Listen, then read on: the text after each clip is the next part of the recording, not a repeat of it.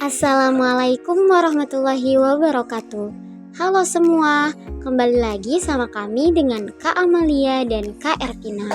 Kali ini kita akan belajar mengenai korosi pada benda logam.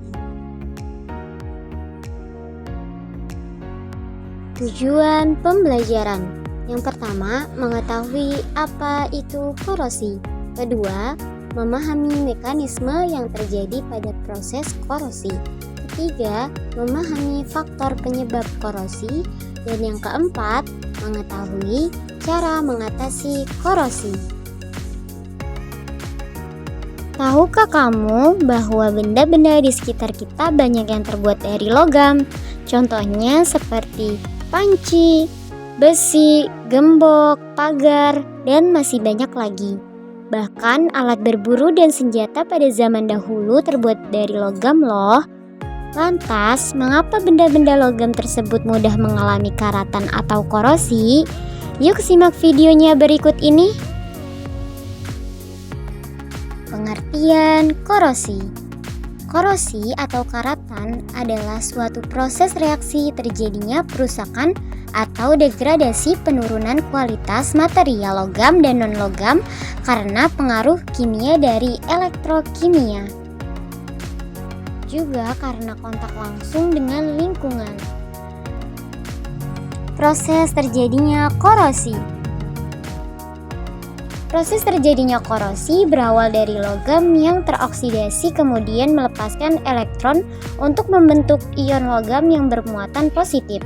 Larutan atom bertindak sebagai katoda dengan interaksi yang umum terjadi adalah pelepasan H2 dan reduksi O2 akibat ion H4 dan H2O yang tereduksi. Reaksi ini terjadi di permukaan logam yang akan menyebabkan pengelupasan akibat kelarutan logam ke dalam larutan secara berulang-ulang. Mekanisme perkaratan pada besi. Ferohidroksida atau FeOH2 yang terjadi merupakan hasil sementara yang dapat teroksidasi secara alami oleh air dan udara menjadi ferihidroksida atau FeOH3. Ferihidroksida yang terbentuk akan berubah menjadi Fe2O3 yang berwarna merah kecoklatan yang disebut dengan karat. Faktor penyebab korosi yang pertama adalah suhu, di mana faktor ini penting dalam proses terjadinya korosi, yaitu kenaikan suhu akan menyebabkan bertambahnya kecepatan korosi. Faktor kedua adalah kecepatan aliran fluida atau kecepatan pengadukan, di mana laju korosi cenderung bertambah jika kecepatan aliran fluida bertambah besar juga. Konsentrasi bahan korosif. Hal ini berhubungan dengan pH atau keasaman dan kebasaan suatu larutan. Larutan yang bersifat sangat korosif terhadap logam, di mana logam berada dalam media larutan asam, akan lebih cepat terkorosi. Faktor keempat yaitu oksigen. Adanya oksigen yang terlarut akan menyebabkan korosi pada metal seperti laju korosi pada metal alloy akan bertambah dengan meningkatnya kandungan oksigen. Lalu bagaimana cara mengatasi korosi? Pertama, melapisi logam dengan logam mulia seperti perak, emas, atau titanium. Kedua, coating and lining. Contoh dari coating adalah menggunakan cat, misalkan cat poliuretan atau yang dikenal PU. Insulasi biasanya dilakukan untuk pencegahan korosi galvanik. Keempat, kimia inhibitor.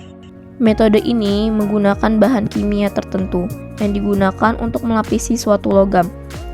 Proteksi katodik.